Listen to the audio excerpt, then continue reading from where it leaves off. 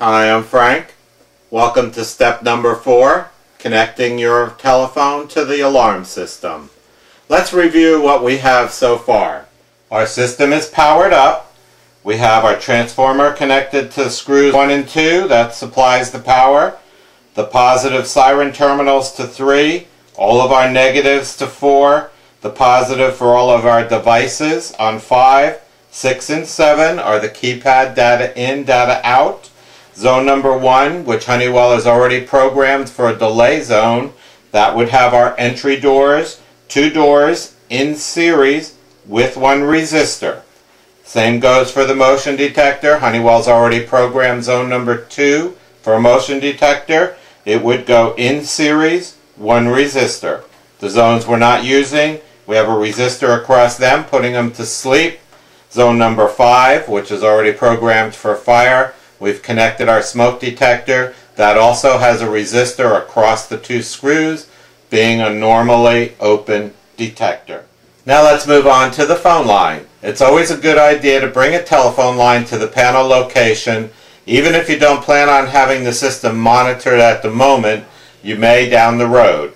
You would either have your old-fashioned red and green, black and yellow wire, or the newer category 5 wire. If you have the newer wire, the blue pair, blue and blue-white, would be your tip and ring for line number 1.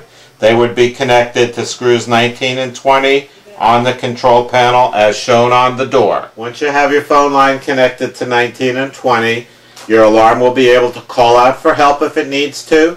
It'll hang up when it's finished. It'll behave like any other extension phone in your home. There is a higher form of security known as line seizure.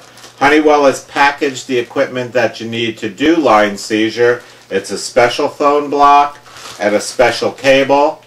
Let me show you how they get hooked up. Using the phone cable that came with the system, separate your colors so you have red, green, gray, and brown. Connect those to terminals 17, 18, 19, and 20 as shown on the door of your system. That will give you a convenient plug that you can use to connect or disconnect the phone as required. In order to obtain a higher form of security, you can use the included RJ31 jack that came with your system.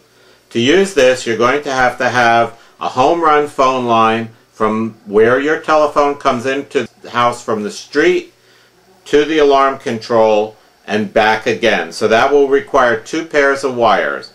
One brings the phone line directly to the junction box first, and the other will return the phone line to the rest of the house.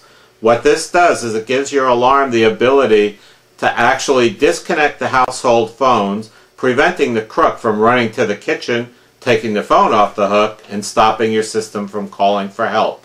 Once your system has made its call, it will release the house phones back into service. It's all done automatically. Let's connect your phone lines to the jack. You'll see that it's color-coded, the same colors as marked on the door of your system, red and green, brown and gray.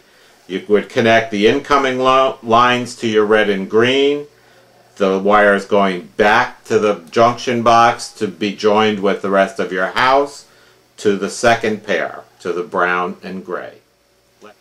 Your telephone jack can be mounted on the wall next to the control, even inside the cabinet, it doesn't matter. To connect your telephone, simply plug in the cable that we attached. Once plugged in, the system will be able to use the phone. To stop it from using the phone, you unplug it.